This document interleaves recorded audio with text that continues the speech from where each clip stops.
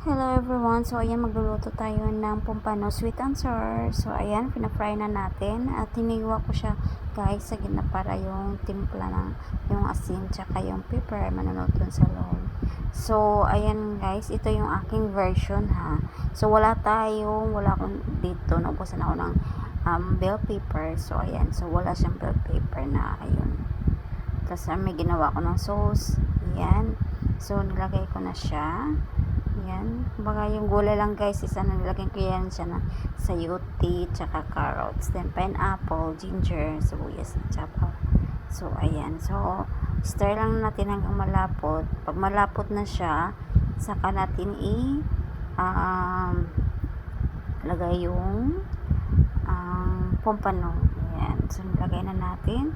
So, halo-haloyin lang natin kunti, dandahan para yung ang sauce ay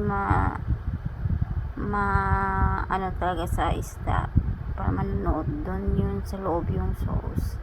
So ayun na guys ang ating pompano sweet and sour.